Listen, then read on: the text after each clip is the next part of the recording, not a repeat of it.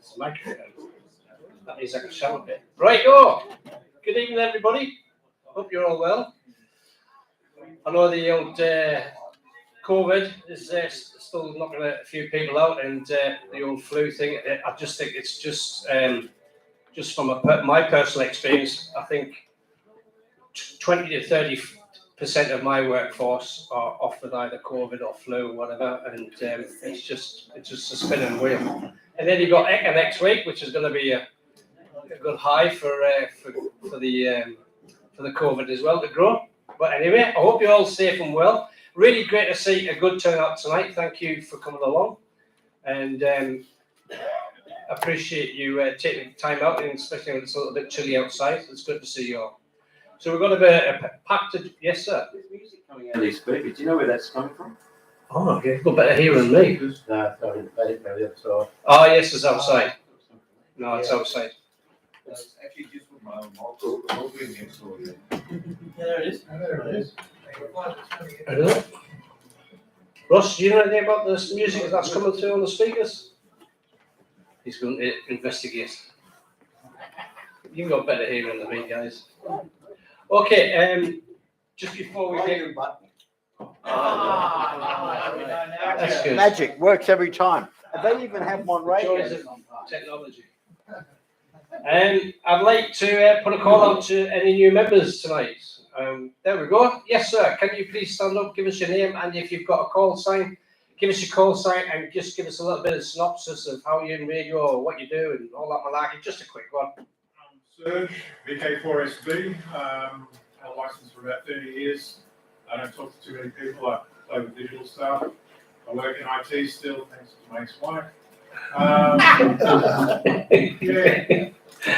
Oh, mate, I think half of us work in IT, mate. Yeah. Being in Cooperoo, I'm struggling with getting onto HFs. Been interested in the mag loop that I saw and a few other ideas like that. Excellent, Serge. Well, welcome along. Good to see you, mate. Welcome. Good on you. Serge, what's your call sign, just for the notes? VK4 Sierra Bravo. Got it.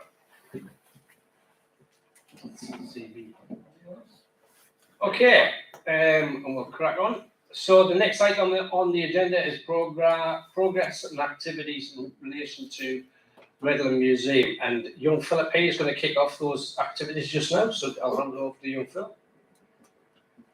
This is cool, isn't it? We didn't have this in ACS, did we? No, I see, was it? Look at your thing, I had a mess at work that would help.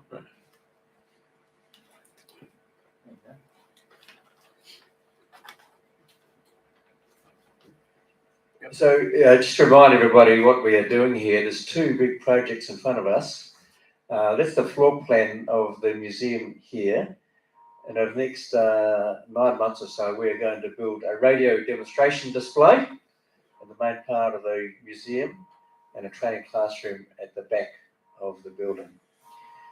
fund that, we've applied for grants, and that went in on time, a day before the deadline was in, and the grant looked like this. If you can read that, Jeff's going to talk to us in a minute about how we put the budget together, but the total grant we've applied for is $34,730.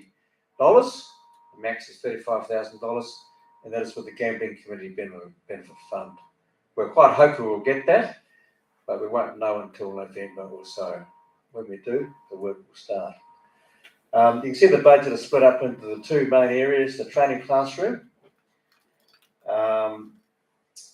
and the radio demonstration display. And then we're allowed for the middle area, there are 2860 for educational materials, which is kind of ambiguous. We can move that amount either way. We don't really know what the costs are going to be, but it's a first good stab of it. We might just pass over to Jeff now to talk to the progress. You need to turn it on the mic. Do you know work? Yeah. Okay, so some of you may not have had the pleasure of meeting me. My name's Jeff, and I have been assisting with the process of the grant. So there are a few people were involved. There was a number of people involved. We met down here at the museum a month ago, and we had a look at the area, and we talked about what the expectations were. And there are a couple of people, there were a number of people who were here, but there were a couple of people that specifically pulled together the details. So Steve and David pulled together the details for the shack and for the workshop with the support of a number of other people. And I think I need to give a shout out to Phil. Phil did all the heavy lifting in terms of pulling it all together and getting the grant application in. So the next stage now. So I mean that was pretty coarse, pretty rough, just to get the numbers in. We wanted to get the application in. We wanted to get a rough idea of numbers, but now we're actually going to move into the next phase. The next phase is the detailed design, or the design phase, where we're actually going to sit down and work out what it's going to look like, what the shack's going to look like, what the workshop's going to look like, how they're going to be set up, how they're going to be fitted out, what equipment we want to buy, how we're going to go about doing it. So that's the very next phase. And I think it's important to note that for the next phase, it's important that everybody's input is considered and that everybody has a chance to have input. There is certainly, just like it takes a village to raise a child, it's going to take the input of everybody to come up with a collective view on how we're going to fit these areas out, what they're going to look like. Obviously, everyone's going to have different opinions, and we're going to have to compromise on some views, but everybody's input is necessary. We want to make sure everybody has the opportunity to have input, and we want to make sure that everybody's input is considered so that we can come up with a solution that works for all of us. That's the next phase. That's the design phase, and then when we get the funding approved, then the next stage is the build phase, where we've all got an opportunity to get involved in actually taking our design and bringing it to life. Cool. So is there any questions before Jeff covers off? Really, that's it? What's going on? Yep. I was just going to say, I'm happy to do any of the fabrication work if required. Okay. So just come and see me for anything like that. Yep. Sure. Thank you. Yeah, so aluminium, steel, anything like that. So if any of it needs that, Yep. let me know, and I can contribute that. Okay. Great. Thanks, Well, Mike. certainly, I think I'm sorry if I'm interjecting here, Jeff. That's a very good point that you're saying there. Whatever skills we have in house does save us money at the end of the day. It could be certified electricians if we've got them in house, and fabrications, woodwork, and all that sort of thing to get the place built from ourselves would be the preferred option, because obviously the less we spend on using tradies, the more we can reinvest back into the club with equipment and so on and so forth, which is probably the way to go, obviously. Yeah. And actually, the other thing I neglected to mention, I said that there was two key areas. There was the shack and there was the workshop. There's also the externals. There's also the construction of antennas and things outside, and that's another area that's going to require some specialty. Yeah. And just as a reminder, if you come across friends, enemies, sisters, brothers, aunties, anybody that's got radio equipment that you think be, prudent for the museum and ourselves to utilise in terms of an exhibition or equipment that we can use. Old radios, it could be anything from World War II right up to the modern day. We would like to showcase the technology and the craft of amateur radio to the public as well. So that's all part of that shack, that demonstration area. Okay. I'll give it to,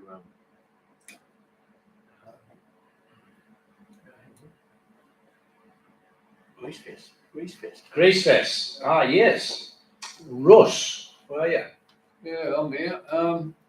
We had fun. I can't say that there was a big crowd wandering in here generally. It's probably because of the way they set things up outside. Yeah. And it was an opportunity to play a bit of radio and the few people that did wander in was probably worthwhile. It was a nice day. So. And can I say a big thank you for taking the time out to, there's you yourself and who else was with you? Oh, well, Gail turned up. Yeah. She'll turn up for a rock and roll festival. Right. Carl and Peter were here. Great. Carl Thank you, and Peter, guys. Thanks for them coming. So it wasn't a real big deal being on the flex. So be better when we get some real radios here. It'd be great, won't it? Yeah, and that's the thing. Once we start lifting our game up a bit, we've only just entered the museum, so we're still got a little bit of. We probably had about 20 or 30 contacts. That's good. We weren't pretty people at the time. As far as we probably had more visitors from the museum, volunteers at the museum asking questions than public. So. That's all right. At least I got to meet a few people from the museum. No, excellent. Jeff's talked. You talked about that. Switch on to Science Day, Monday the 8th of August. Eddie, where's Eddie? Eddie, sir, can you give us a bit of a synopsis of what's happening on Monday with the Science Day? Yes, well, I was talking to Ross today, came down here.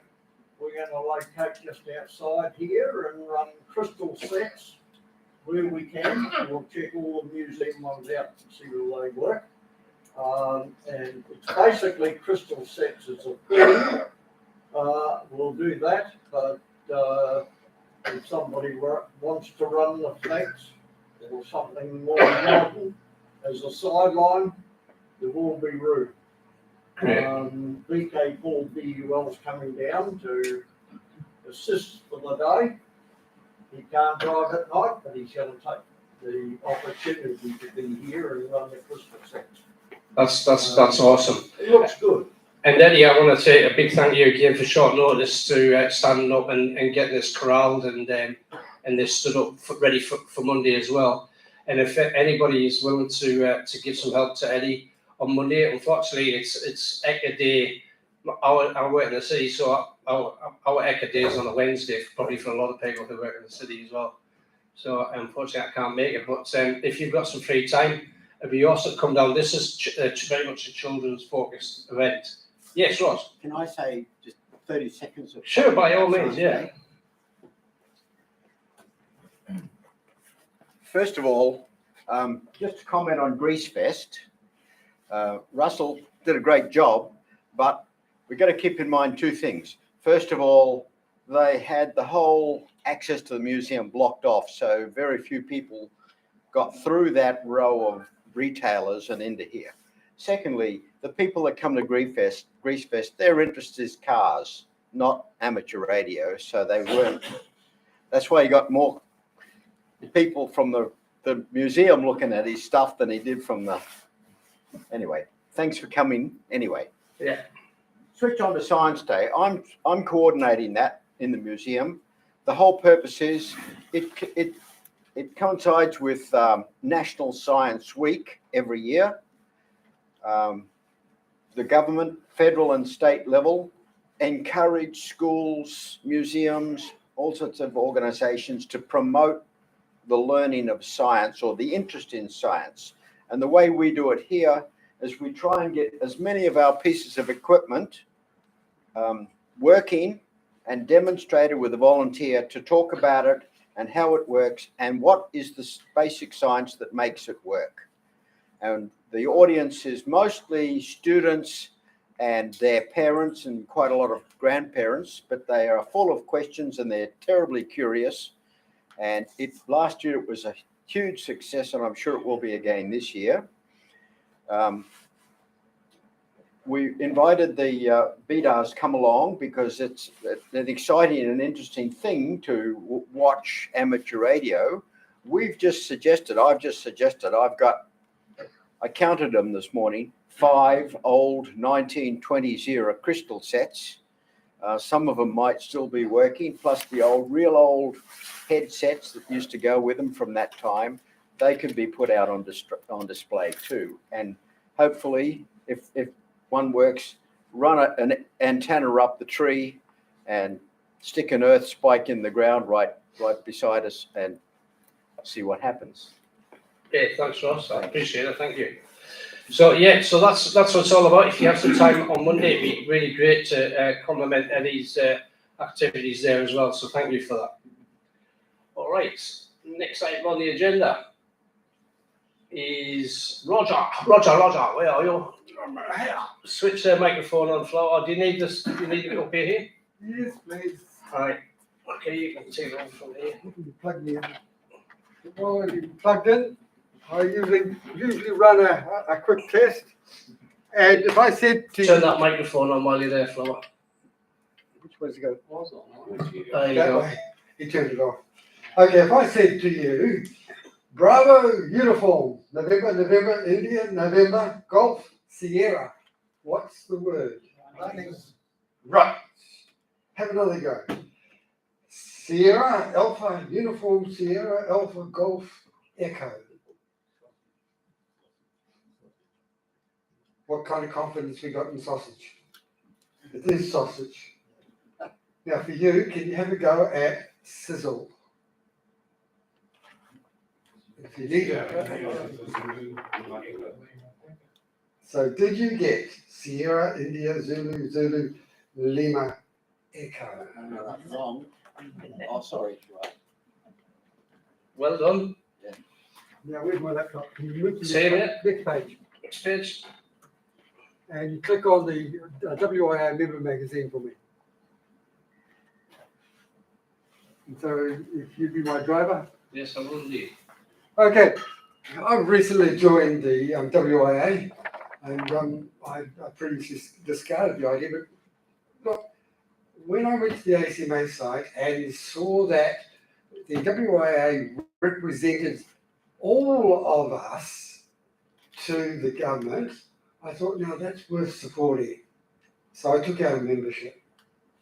And I think it's worth doing because our bands aren't set in gold, right? That's not solid.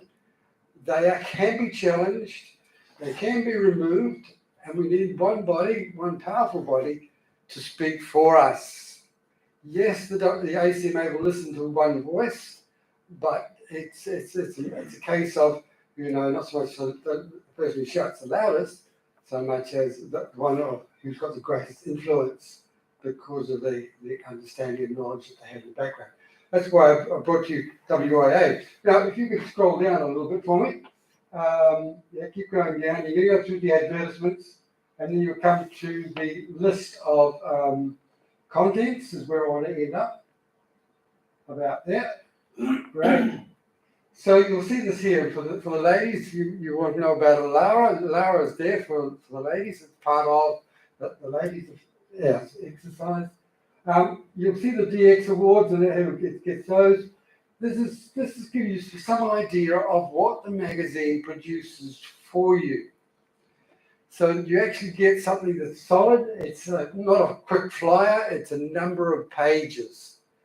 You'll get technical stuff. You get current stuff. You'll get material that's going to challenge you, and you will get contest stuff. Okay, obviously more than that, but in the editorial there, I took notice of the opportunity for people to start into satellite communication with the space station that's going up in Northern Territory. Within that, there's also a part about use. Now, if you can drop out of that screen and go to the next one.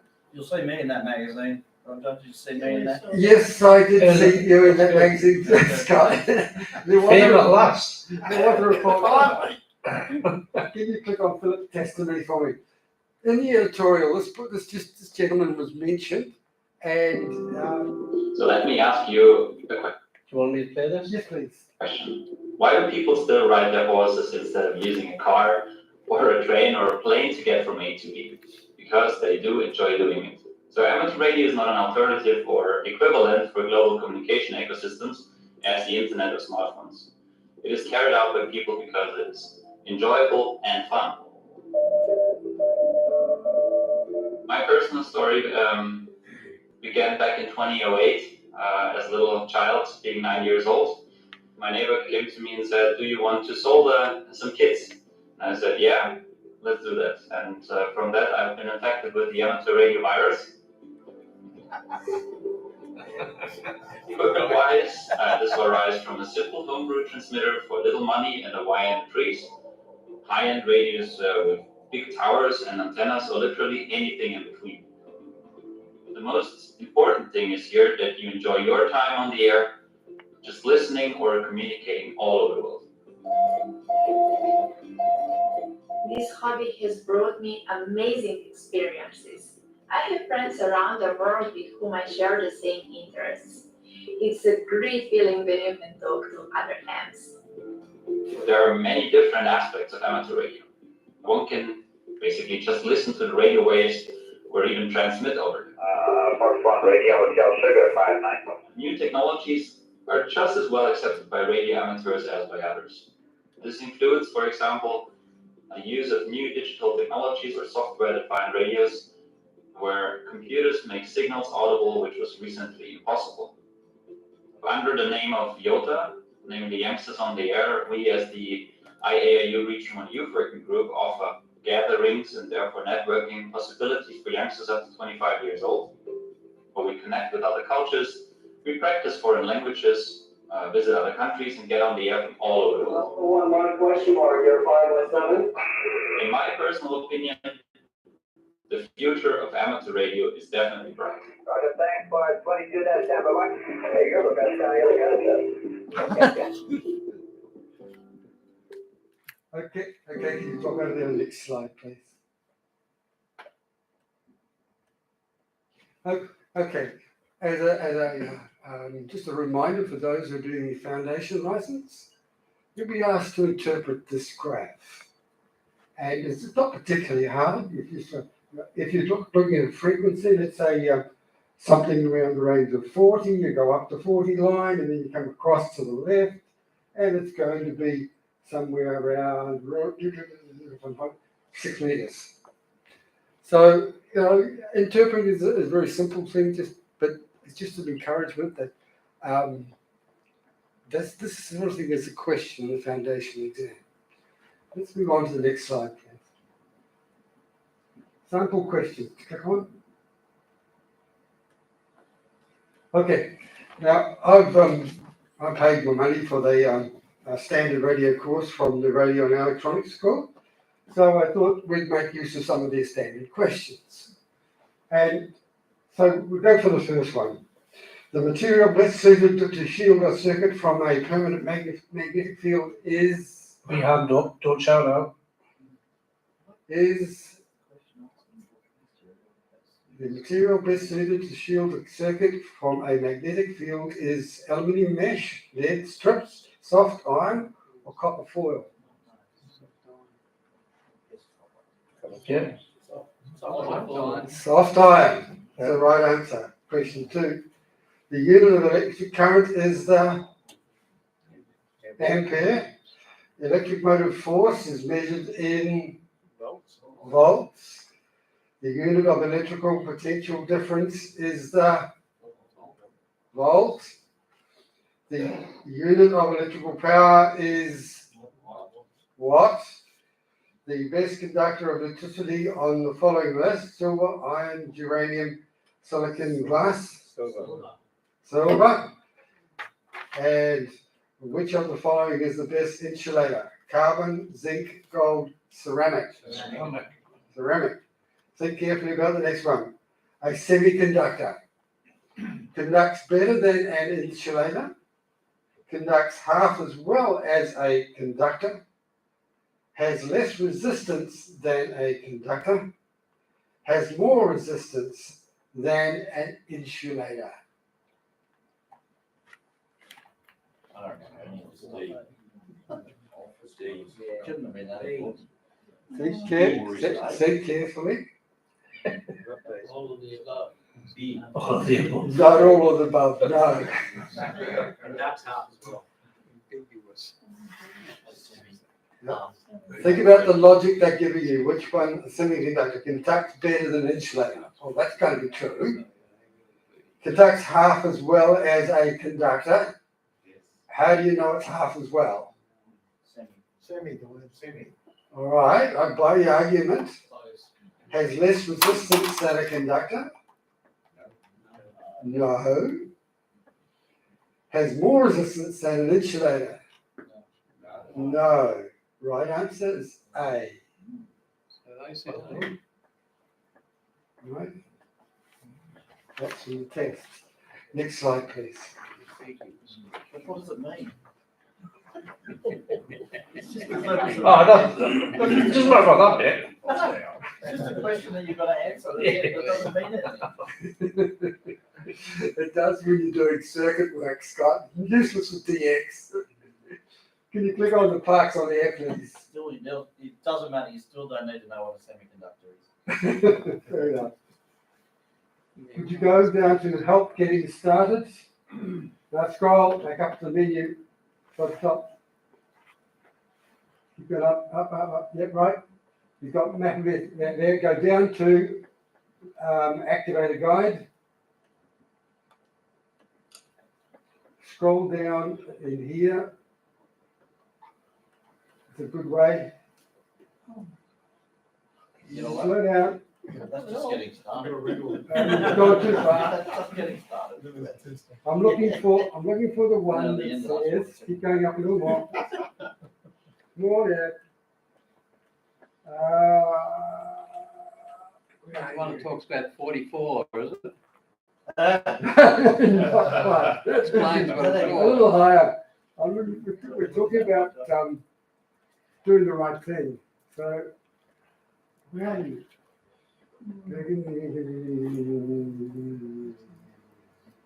Right, scroll down a little more. Courteous operators, on the air courteous operators. I see it. Okay. When you're DXing, okay, it's there's some courteous things to do, right? So I'll let you read the first couple, and I'll read them now as well. I will listen and listen and listen again before calling. Why? As on Saturday when I was listening to the 40-meter band, I turned up the squelch and I turned up the volume, and vaguely in the background I could hear this sound. Okay, it wasn't noise, it wasn't interference, it was a human voice, but I couldn't make out what it was. But I knew that somebody was out there talking on the frequency, and if I'd gone out there and blasted it with my 10 watts, he would not have appreciated me at the least. So please listen. I will only call if I can copy the DX station. Okay. In other words, if you hear the station call clearly enough to identify it. Right? I will not trust the cluster. I do not understand cluster. I'll give you a fair comment on it. I don't understand what this cluster is. I will not. Sorry? The cluster is a website, like a spotting website, is another name for it, where you get information about who's online or who's on frequency at the moment. Okay. Thank you, Scott. So if it says, so they're just saying, be your own judge. Don't just listen to what other people tell you. Okay. We're up to this. I will not interfere with DX station radio calling, or will never tune up on a DX frequency of QXSX slot. If you tune up on a DX slot, you're actually transmitting as you tune up, right? It pushes out. If you're powerful enough, you will kill the band at that point in time, or you'll take away from everybody else's ability to listen.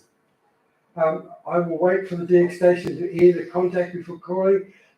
I will always send my call sign. I thought would have been obvious, but apparently people just go for I'm AEI and skip the VK4 part. So, I mean, be fair. And if you want to look this up in one of the databases, you want the whole call sign, not just a part of it.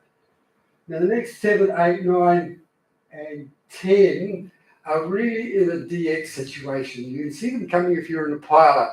Okay, I want I want to be first. I want to be heard. I'm going to do it now, and so I'm going to take my 1,000 watts and blow everybody else away and get heard first. I've got my points, and I'm doing well. Can you see that in those few lines there as references to that kind of approach and attitude? Not kind, not good, not courteous. Okay. Number 12, I will be thankful in all circumstances. Be thankful, be appreciative. Somebody's taking the time to answer you. Thanks for that. Next slide. Okay, I found this one on the ITU website. It's all about ethics again. And if you scroll down to the index, please.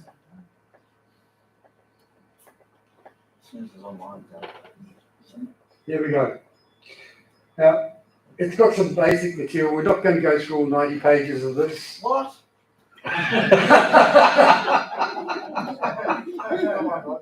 Oh, it's all good, right? Look, the sausage scissors were outside after I finished, okay? But there are some things in here that you could enjoy reading it. Personally, I don't appreciate the way it's written. The information is good, but the way it's written doesn't respond with my personality. But it's good stuff. Could you scroll to the bottom of that list, please? It handles DX and what they call voice or phone, which for us is just too far. There's one here, whoops. Where are we? 310 says cops. You're on the line with me? Okay. The frequency police. Okay. They don't exist, but occasionally you're going to find somebody out there who's going to insist on a set of rules that they have got in their mind. And that's the only way that to do this thing that's right. Okay. These are people generally who've got an axe to grind or something of that nature. How to handle them is a good idea. If you know they're there, you'll know when you can say, I think another frequency is a good idea. Or you've got yourself an excuse to say, yes, the wife has called me, it's time for tea. Man, I really do have to go to the bathroom.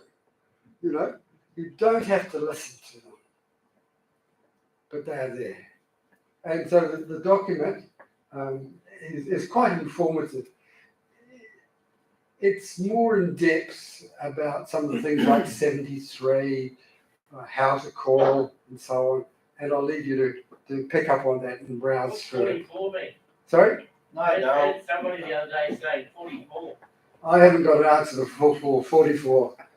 I did enjoy the comments that were on the group. Okay, and we did have a discussion about 73, and one gentleman suggests, why didn't I Google it? And I didn't, but it's obviously got a lot of information there. Okay, next page, please. Next slide. Next slide.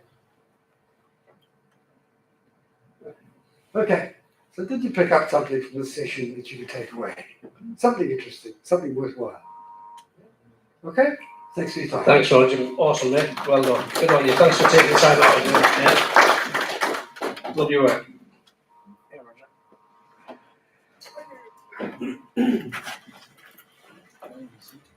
Yes, please, if I can.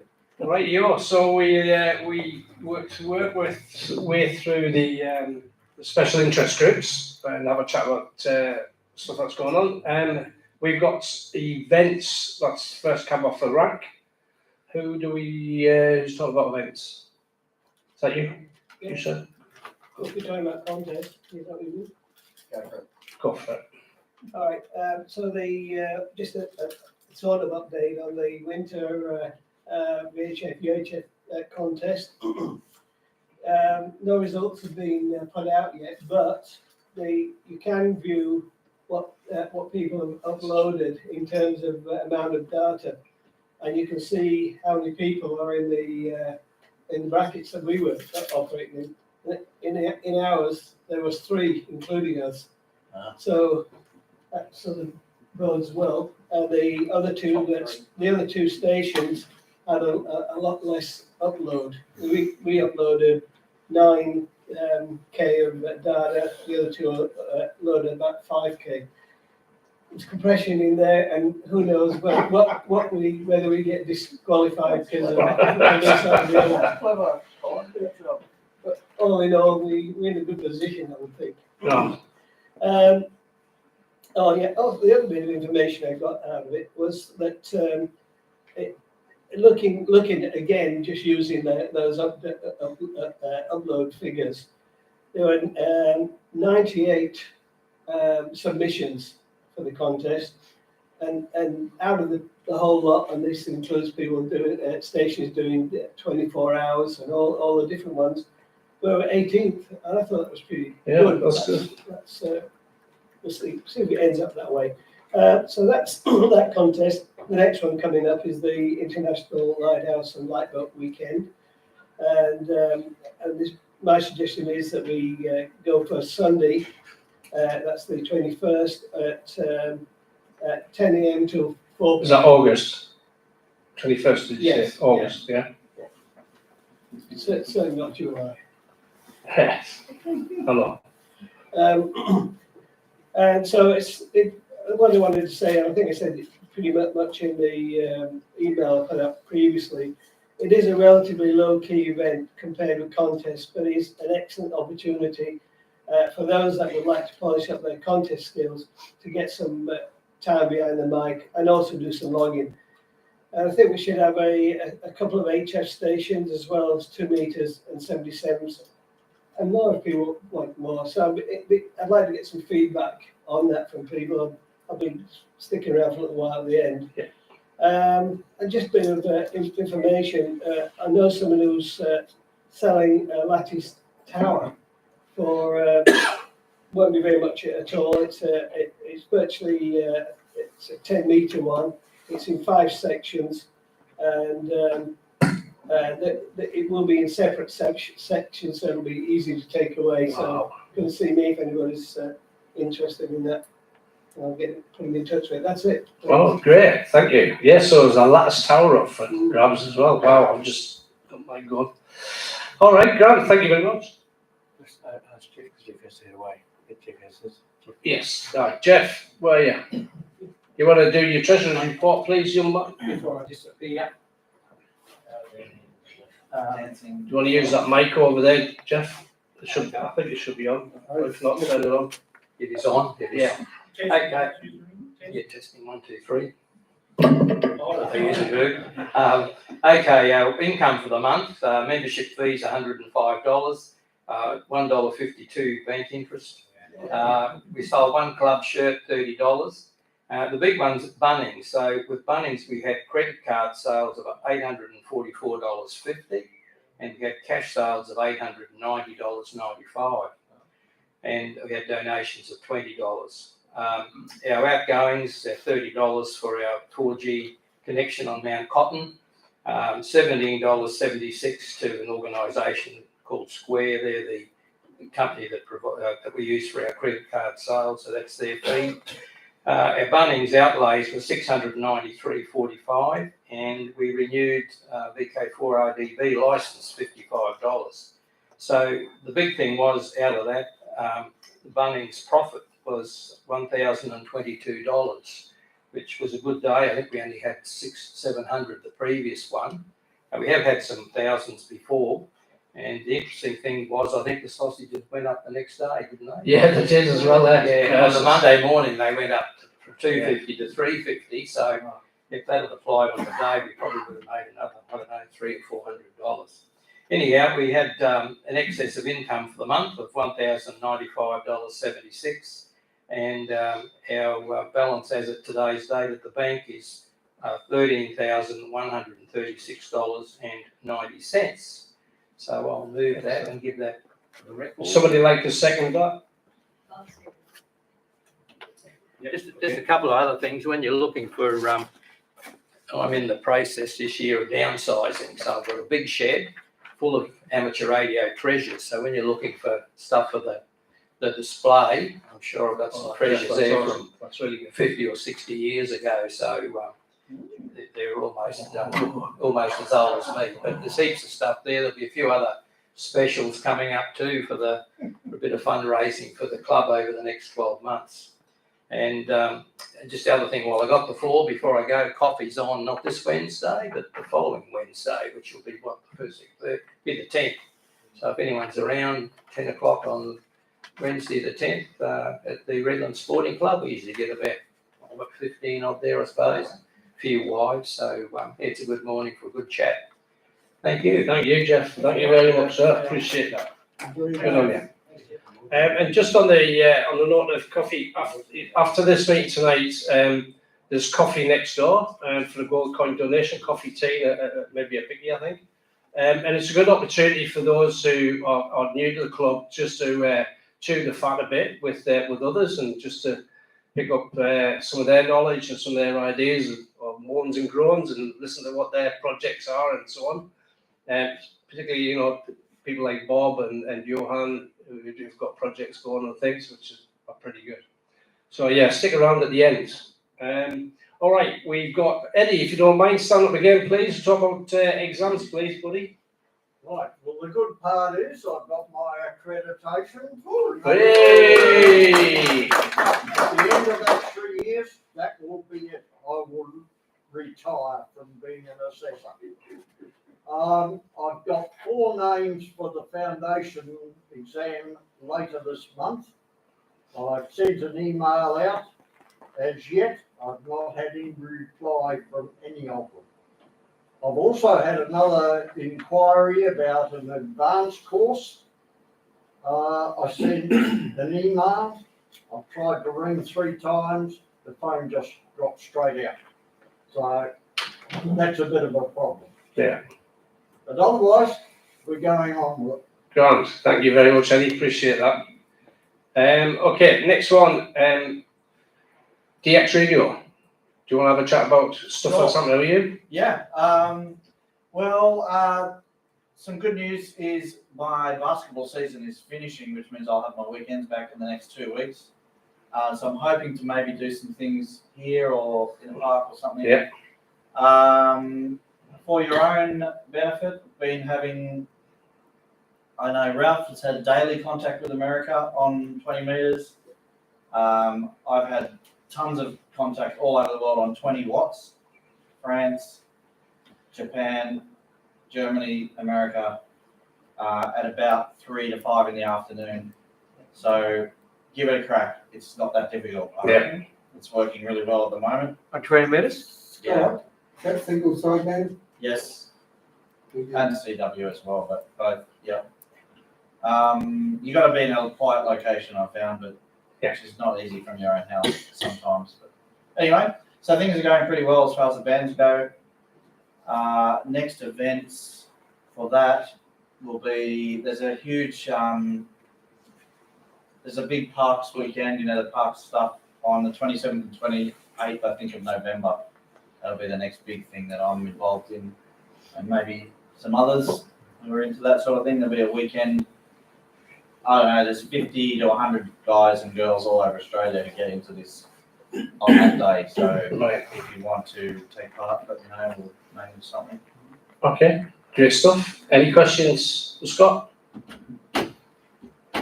No, okay. Next one, electronics and makers. Dave, you got any news for us, buddy? Yeah, all right, the lightning detectors have virtually come of age. We've got 6 of them in the little plastic cases. Only one is still waiting on a couple of cables. The rest are all turned on, or being in the test mode. Bob's still tweaking the software a little bit, but it's starting to look pretty smart at the moment.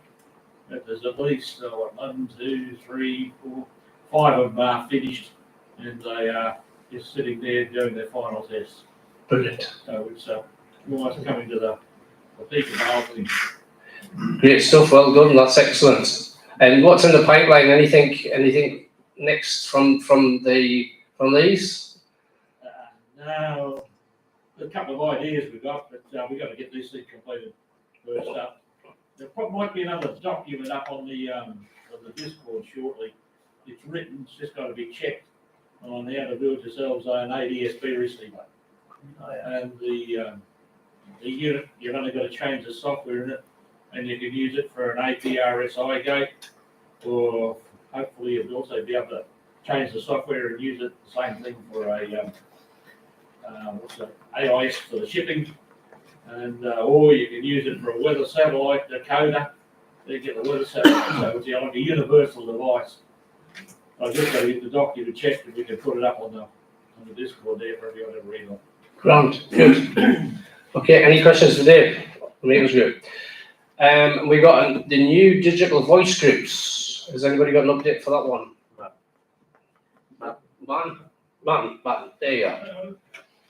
Yeah, it's just still in its infancy, but you look at creating a group. Anybody who's interested in digital voice, just shoot me an email at martin@BDARS.com.au, BDARS.org.au, and there's we're on the Discord channel as well. And if anybody's interested, just give me a shout. What's the Discord channel? Yeah, we can catch up afterwards and go. Yeah.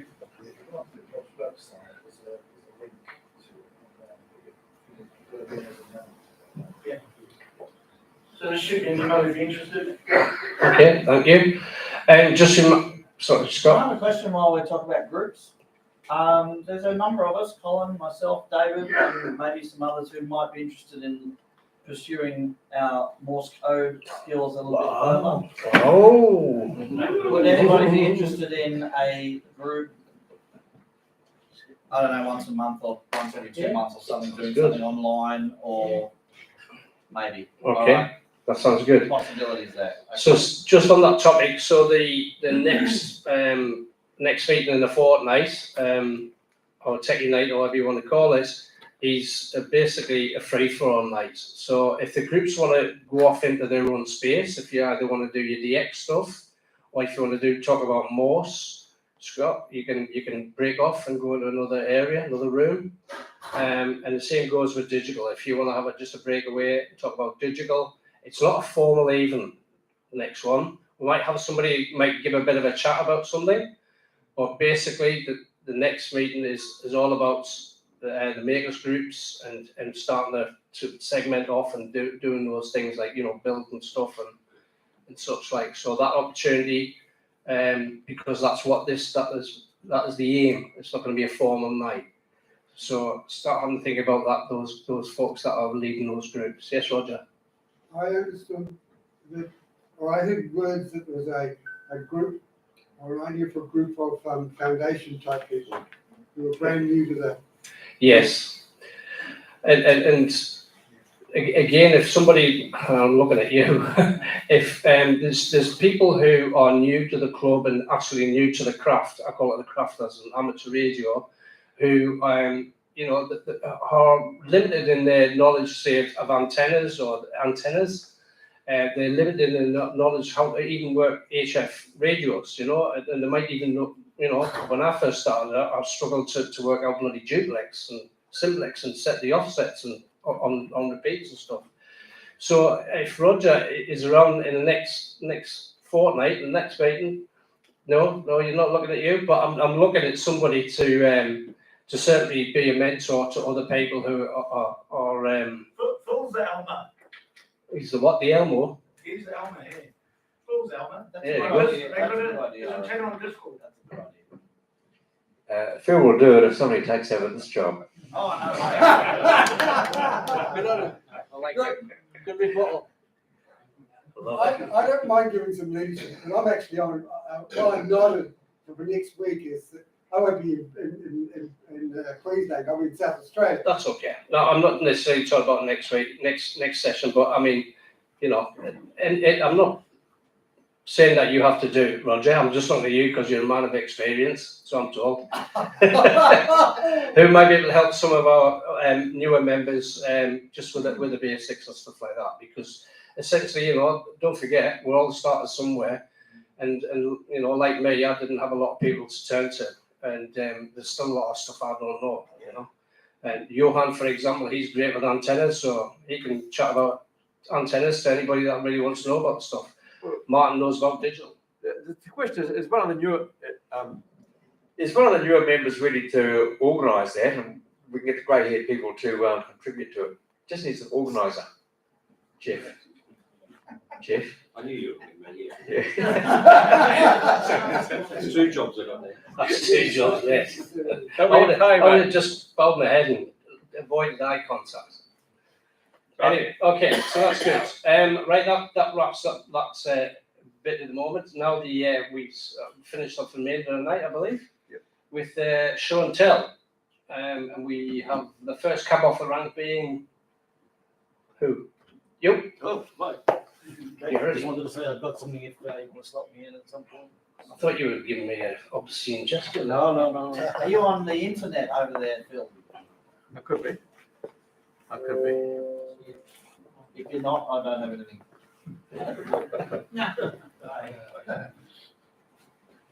It's not trucks, it's Fraser trip. Fraser trips? What are we talking about? Fraser? Fraser, yeah. I'll go Fraser. Swap screens.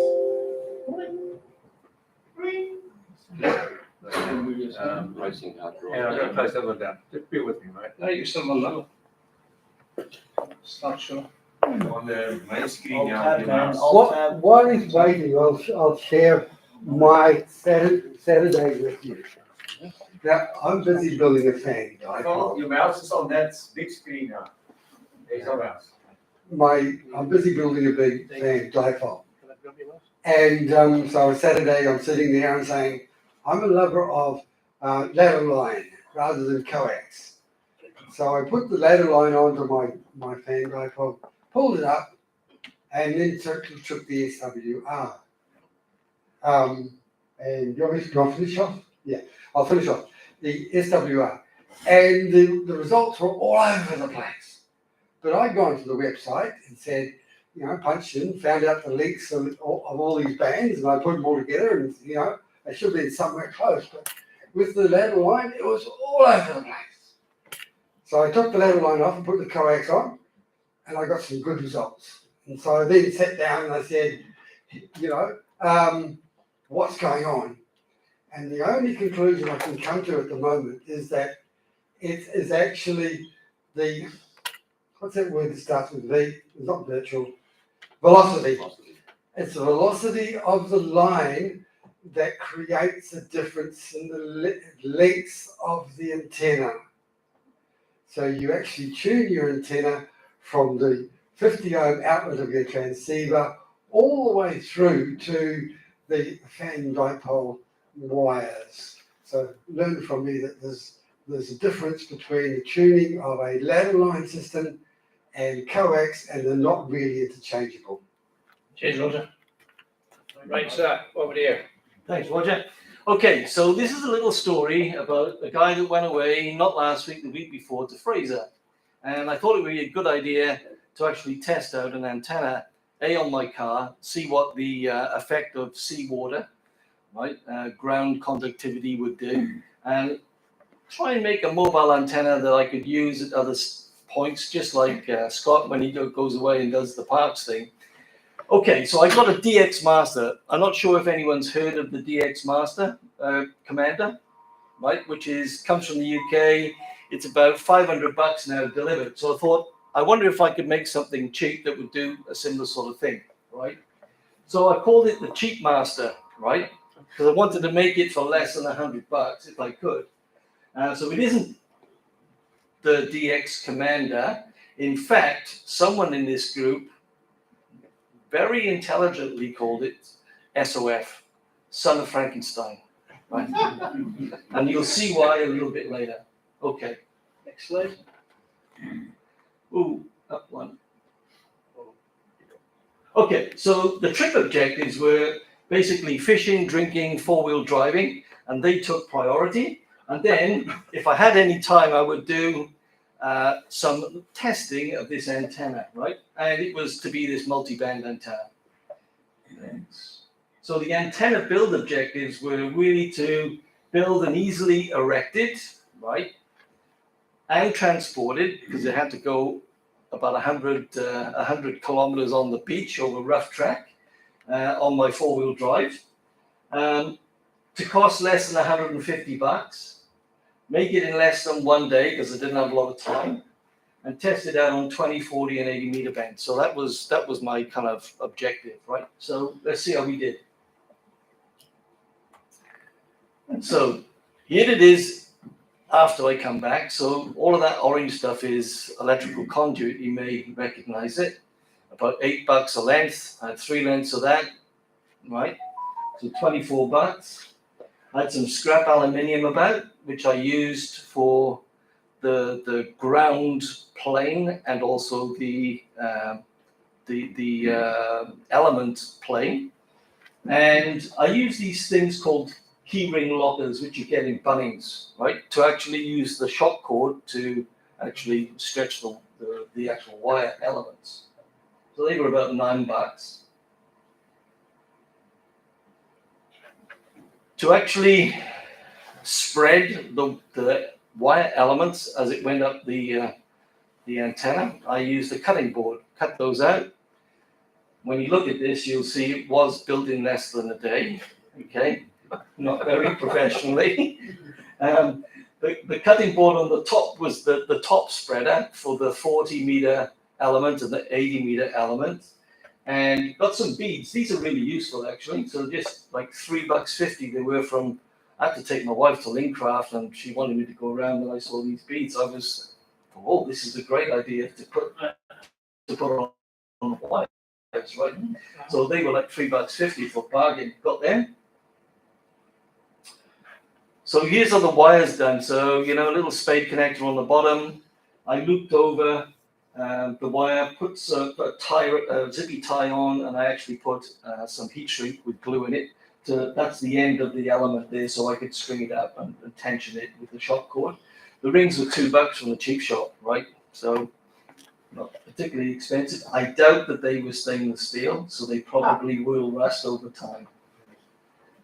So this is the thing that I cut out the aluminium's on the bottom. I did a M5 tap, bought some some bolts from Bunnings and some nuts, and then assembled this thing. It's a bit of a copy of the DX Master.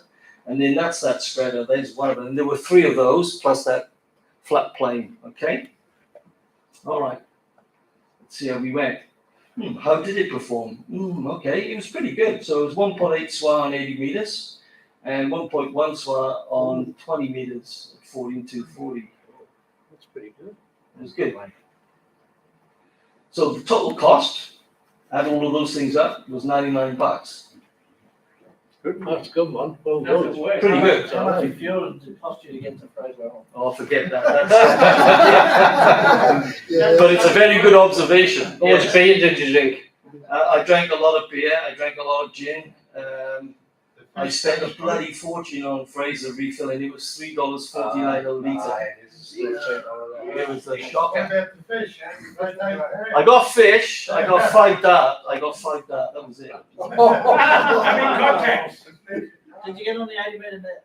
I did. Okay. I did. I'll tell you about that. All right. So putting it all together, right?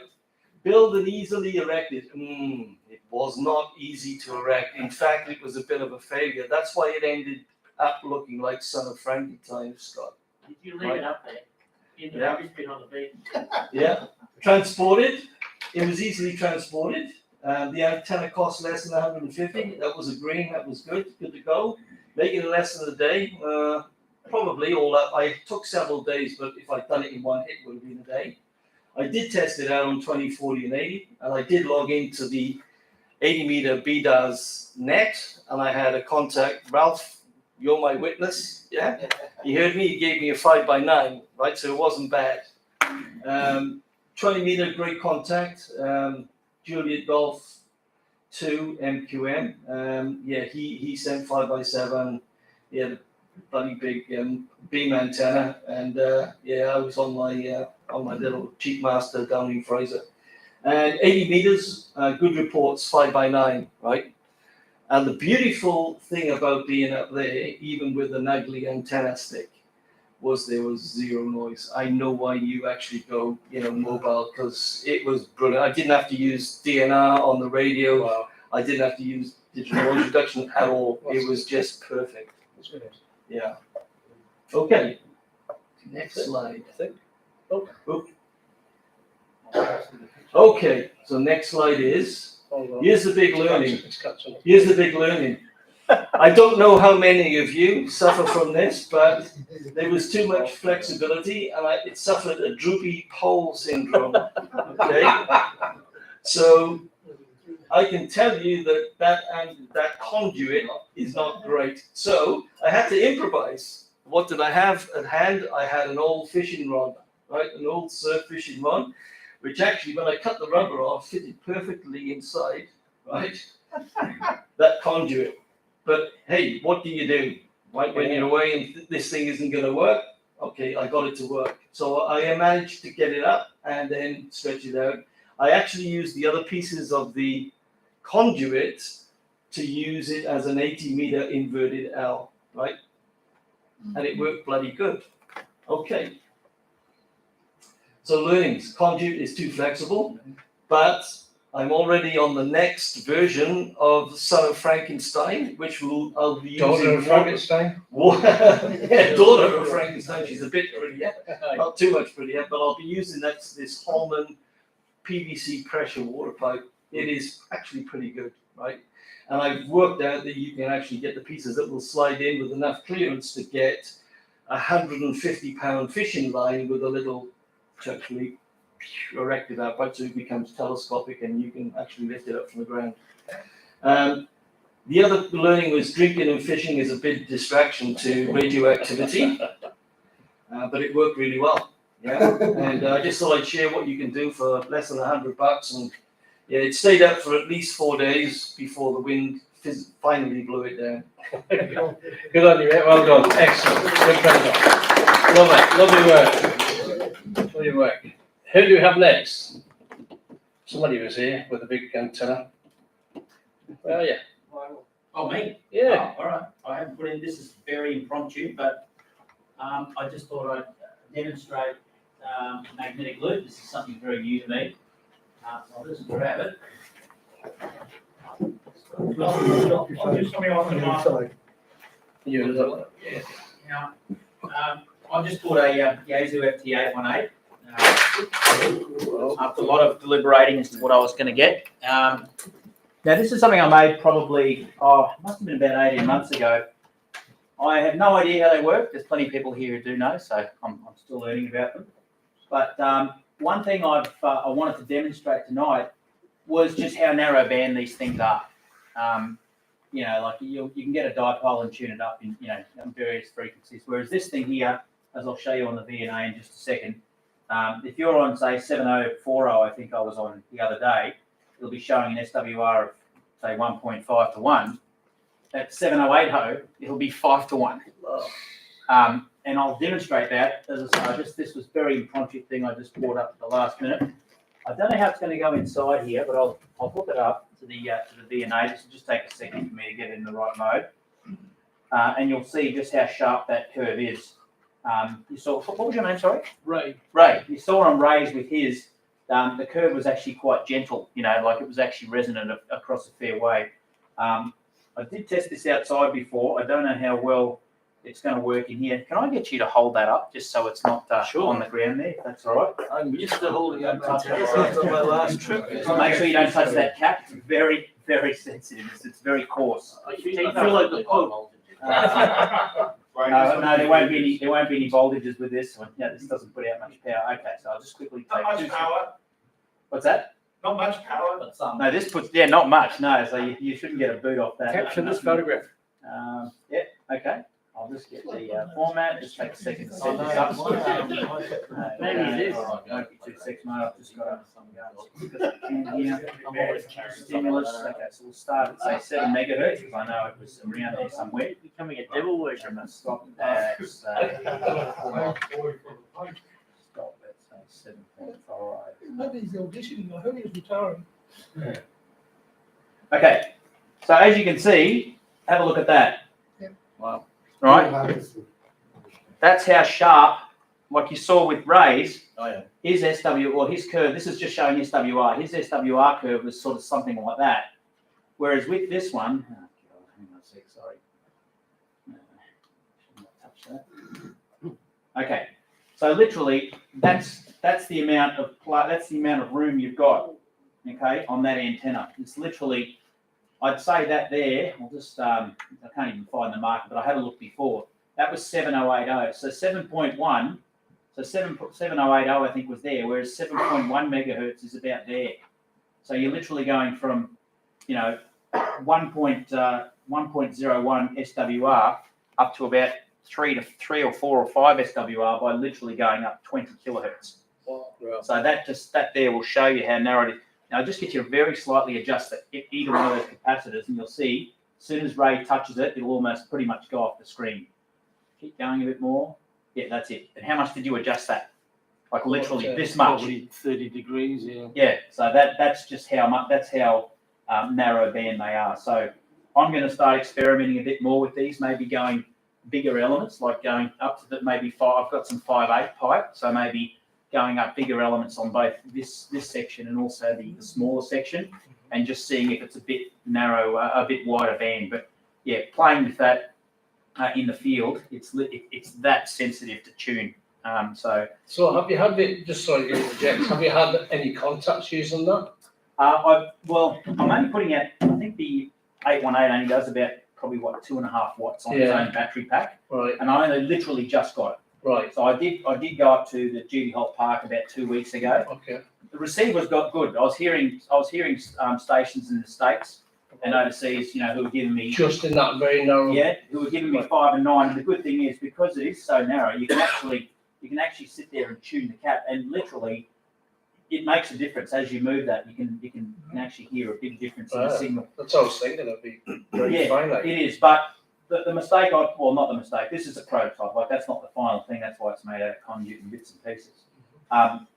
Like mine. Yeah. Yeah, same deal. Wasn't the final thing. No, same deal. That's been hanging up in my shed now for 18 months. But the thing is, as a few people pointed out, I'll get a proper cap with probably a bit better range. Those 2 caps are out of an old Yaesu antenna tuner, so they're just wired in series to give a greater range of capacitance. But what I'll do next time is get a proper cap with a wider range, and then wire in parallel a fine trimming cap. So the adjustment's not so coarse. Yeah. You just saw then how much you turned it, and it just took the thing off the scale. Yeah. And the hardest thing about tuning these things is you need one of these, because if you use an antenna analyzer, you're going to sweep around, you're going to get 9.9 to 1. Whereas this, I can sort of basically set 1 megahertz as the start and 30 megahertz as the end, and find the notch there somewhere and go, oh, okay, it's all the way over there. I'm trying to tune into 7 megahertz. So that's how I tune it. I generally start on a very wide band, see where it is, and then I go, okay, and I'll get it back to roughly where I want, and then I'll just change the range to say 1 megahertz where I'm looking at. Because you literally need that much to get it resonant. But yeah, as I say, I just saw before it was a show and tell, so that was something that really blew me away as to how narrow band. I mean, I've been told they were narrow band, and I was thinking, 500 kilohertz or something, but it's more like 20 or 30 kilohertz. It's really, really narrow. So, and it's as Colin just pointed out, it's very high Q, which means it's very efficient. Yeah, I was just going to say it. Yeah. So anyway, I'm still learning about them, but it's well worth it. And the good thing about these is when you get them working, if you're in confined spaces. These work, I mean, people all over Europe and Asia use these that live in units. Wow. You know, so they do work really, really well. And you put 100 watts through them and you stick your finger right in there. No. Because apparently they can get up, well, what is it? Thousands, tens of thousands of volts in that point. Just as a bit of a side note, I did take that off one day and run 100 watts through it just to see what it would do. And all the plates on the capacitor in there arced. So there was all these big blue flashes coming out of there. So that will give you an idea. So it is true. All right, no worries. Thanks, guys. Thank you, well done. And the final session tonight is young Martin. Yeah, I'll just go through a little bit on the digital voice.